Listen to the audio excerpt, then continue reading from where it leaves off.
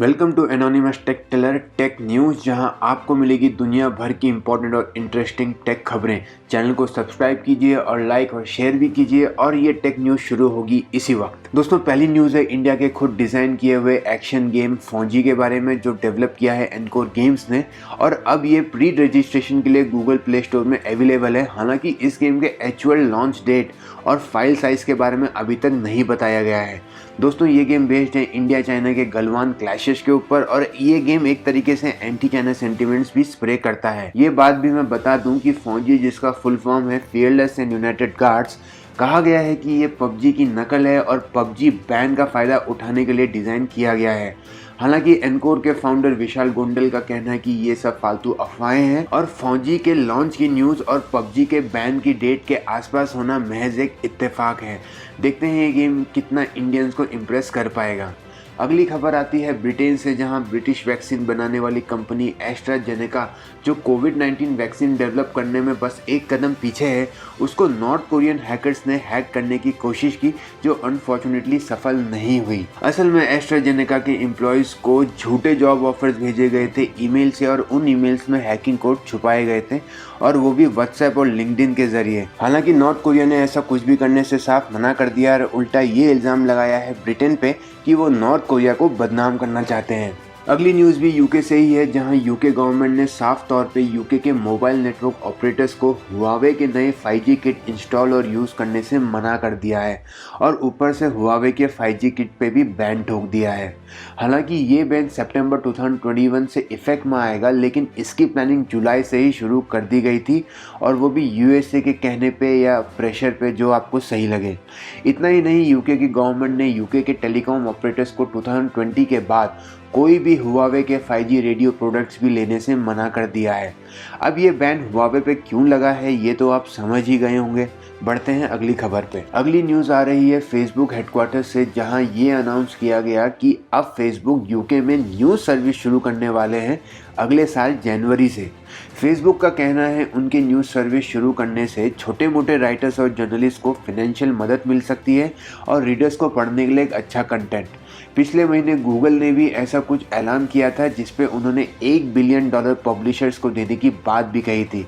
अब लगता है न्यूज़ भी कंट्रोल करना चाहते हैं ये टेक जायंट्स। अगली न्यूज़ है व्हाट्सएप पे। तो दोस्तों, व्हाट्सएप ने उनके नए और इंटरेस्टिंग अपडेट को रोल आउट कर दिया है, और अब यूजर्स हर अलग अलग चैट के लिए अलग अलग वॉलपेपर सेट कर पाएंगे। इस फीचर को कहते हैं कस्टम चैट वॉलपेपर, और व्हाट्सएप वालों का कहना है कि इस फीचर से यूजर्स हर चैट को आसानी से पहचान सकते हैं, कस्टमाइज कर सकते हैं, और इस तरह गलत मैसेज सेंड करने वाली प्रॉब्लम नहीं होगी। अगली न्यूज़ है प्ले स्टेशन लवर्स के लिए, खासकर उनके लिए जो प्ले स्टेशन 5 खरीदने का सोच रहे हैं।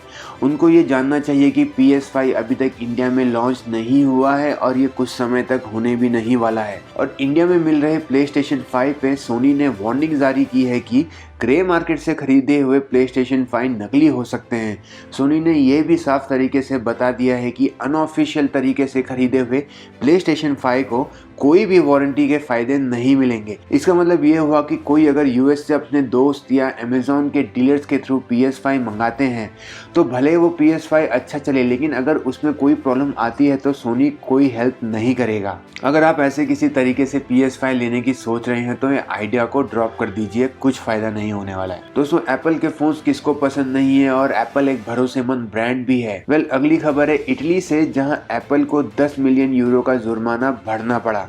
दोस्तों, एप्पल फिर से दिक्कत में पड़ गया जब इटली के इटालियन कंपटीशन अथॉरिटी ने यह प्रूफ कर दिया कि एप्पल झूठ बोलते आ रहा है 2017 से। दरअसल एप्पल ने यह दावा किया था कि उनके आईफोन पानी में 4 मीटर तक की गहराई में 30 मिनट तक वाटर रेसिस्टेंट रह सकते हैं, और इटालियन कंपटीशन अथॉरिटी ने इस दावे को झूठ और मिसलीडिंग साबित करके एप्पल पे 10 मिलियन यूरो का जुर्माना ठोक दिया। और ये पहली बार नहीं है कि इटालियन कंपटीशन अथॉरिटी ने एप्पल को पहली बार झूठ बोलते हुए पकड़ा है।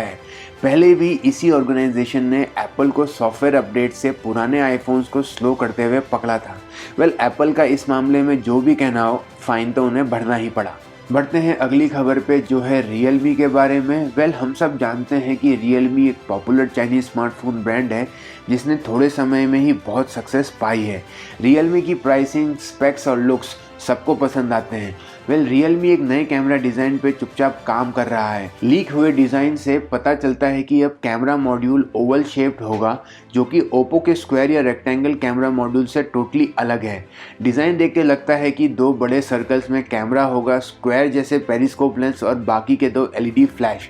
वेल ये सिर्फ गेस है, क्योंकि अगर ये बजट फोन हुआ तो मामला बहुत डिफरेंट हो सकता है। इसका बजट डिवाइस होने का रीजन हो सकता है इसका माइक्रो यूएसबी पोर्ट, क्योंकि आज के हर मिड रेंज डिवाइस में USB-C पोर्ट देखने को मिलते हैं। वेल देखते हैं ये फ़ोन असल में कैसा बन के सबके सामने आता है। अगली खबर है स्नैपड्रैगन के बारे में। तो दोस्तों, स्नैपड्रैगन ने उनके अगले 5G SoC स्नैपड्रैगन 888 को स्नैपड्रैगन टेक समिट 2020 में हरी झंडी दे दी है। दोस्तों, ये स्नैपड्रैगन 888 स्नैपड्रैगन 865 का अगला सक्सेसर SoC है, जो 875 के नाम से रिलीज़ होना था। क्वालकॉम का कहना है कि ये नया SoC 6th generation artificially intelligent SoC है, जो दुनिया के मेजर 5G ब्रांड्स के साथ कंपैटिबल है और ये फोटोग्राफी को नेक्स्ट लेवल पे लेके जा सकता है इसके क्वालकॉम स्पेक्ट्रा ISP की मदद से। वेल आपको ये SoC अगले साल तक देखने को मिल जाएगा और Xiaomi के Mi 11 में सबसे पहले ये SoC देखा जा सकता है। फॉर श्योर ये SoC सस्ता नहीं होगा और सिर्फ महंगे फ्लैगशिप प्रीमियम फ़ोन्स में ही मिलेगा। देखते हैं ये स्नैपड्रैगन 888 क्या कमाल दिखाता है और क्या हमें इसकी सच में ज़रूरत है कि नहीं। दोस्तों, ये थी आज की टेक न्यूज़ और ऐसी ही इंटरेस्टिंग और इम्पोर्टेंट टेक न्यूज़ मैं लाता रहूँगा।